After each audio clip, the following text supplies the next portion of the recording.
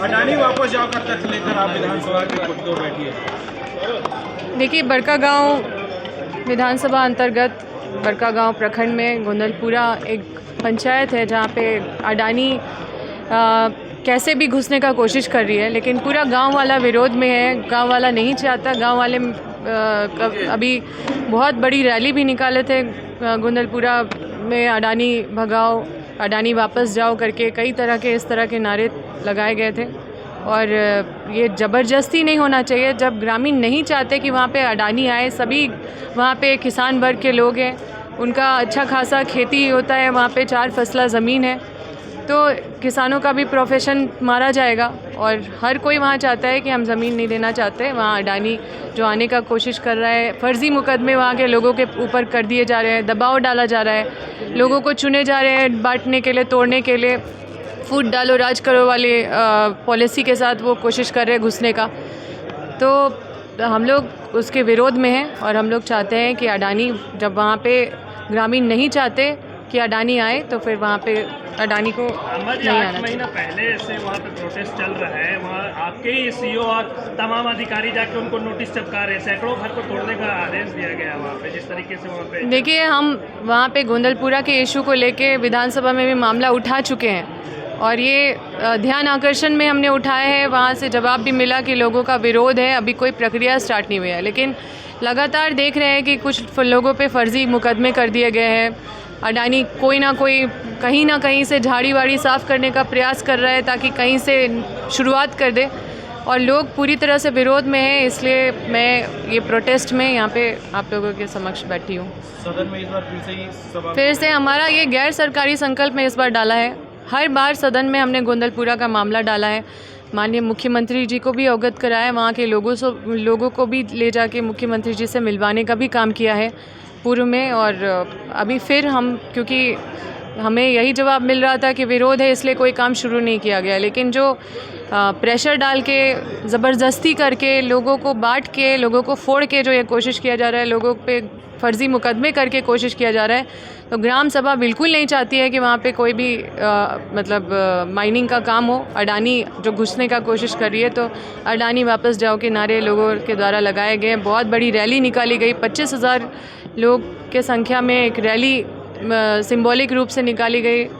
तो मैं एक जनप्रतिनिधि होने के नाते मैं ये कहना चाहती हूँ कि जब ग्रामीण नहीं चाहते तो वहाँ पे अडानी को वापस जाना होगा। राज्यपाल के यहाँ 2 बिल वापस हुआ है। अब क्या लग रहा है कि हिंदी में अब विधेयक जाएगा राज्यपाल के पास, वैसी विधानसभा से पारित होगा कोई? देखिए, कई सारे विधेयक जो भी पास हो रहे हैं, आप देख रहे हैं कि वापस लौट जा रहे हैं। इंग्लिश तो में थे। क्यों वापस लौट रहे हैं, ये सोचने वाली विषय है कि ऐसा पूर्व में कभी नहीं होता था।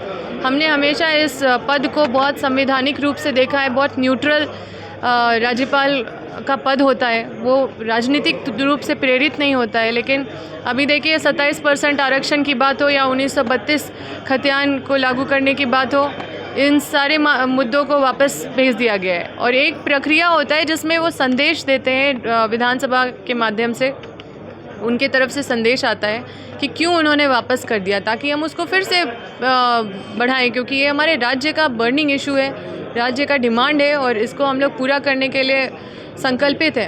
तो जिस तरह से इस तरह का रवैया अपनाया जा रहा है, देखिए, जब से झारखंड अलग हुई है, ओबीसी को तो लगता है कि तो उनके ऊपर ग्रहण लगा हुआ है और पूरी तरह से वंचित है, अन्याय झेल रहे हैं। 7 जिलों में तो 0% आरक्षण बाबूलाल मरांडी जी के टाइम से ही कर दिया गया था, जिसको हम कल भी माननीय मुख्यमंत्री जी के साथ जब बैठक हो रही थी, या फिर अपने सीएलपी लीडर के साथ जो विधायक दल की पार्टी की बैठक हो रही थी, वहाँ पे हमने इस बात को रखा है कि जो 7 जिलों में 0% कर दिया गया है, तो ओबीसी किस वर्ग में आते हैं इसको डिफ़ाइन करना होगा।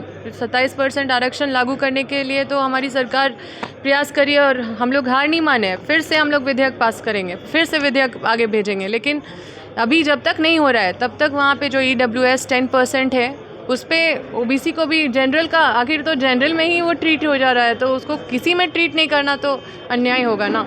उसको एसटी भी नहीं मानना, एससी भी नहीं मानना, ओबीसी भी नहीं मानना, जनरल भी नहीं मानना, तो ये क्या मतलब, एक ऐसे वर्ग के लोग हैं, इतने बड़े जनसंख्या के लोग, जो मतलब क्या ये सबसे बेवकूफ़ लोग बैठे हुए हैं झारखंड में। तो इस वजह से जो ये अन्याय ओबीसी वर्ग के साथ हो रहा है और भी SC/ST वर्ग को भी जो आरक्षण के लिए हम लोग विधेयक पास किए थे उसको हर हाल में हम लोग लागू कराने के लिए एग्रेसिव हैं।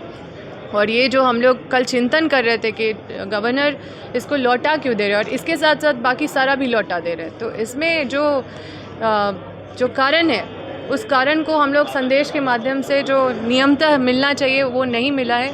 तो हम लोग यही उम्मीद आस लगाए हुए हैं कि विधानसभा में हमें कारण पता चले तो हम उसको फिर से आगे बढ़ाएं। इंग्लिश हिंदी में उसके चलते कुछ हो रहा है क्या कि वो इंग्लिश में वापस? देखिए ये बहाना है और आपको पता है कि इंग्लिश हिंदी सब जानते हैं और उनके पास अच्छे खासे असिस्टेंट और विद्वान उनके आसपास है।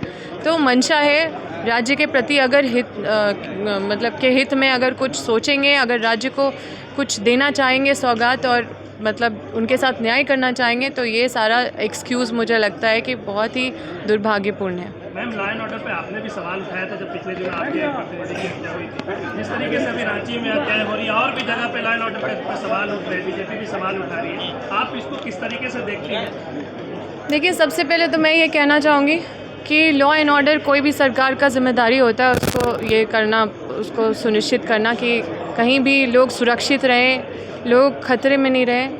और हमारी सरकार भी हमेशा बैठक हमारी माननीय मुख्यमंत्री जी कर रहे हैं, निर्देश भी दे रहे हैं, लेकिन उसके बाद भी कुछ अपराधी का मन इतना बढ़ा हुआ है कि इन सब घटनाओं को अंजाम दिया जा रहा है। कल हमारा जब कांग्रेस पार्टी का बैठक हो रहा था तो हम लोग इस पे चिंतन कर रहे थे कि एक सबसे गंभीर विषय है हमारे राज्य का और हमारे बॉडीगार्ड्स अगर लेना है तो ले लिया जाए, लेकिन राज्य में लॉ एंड ऑर्डर सुनिश्चित किया जाए। मैडम कल बैठक के बाद आप बोले थे कि आज मणिपुर के मुद्दे पर भी बैठेंगे। हमारा फर्स्ट डे, देखिए आज शोक प्रस्ताव है, आज शोक प्रस्ताव है, इस वजह से हम लोग फर्स्ट डे इसको बैठना ताकि हम अंदर चर्चा कर सकें, क्योंकि आज तो कोई चर्चा होगी नहीं। तो आज मंडे को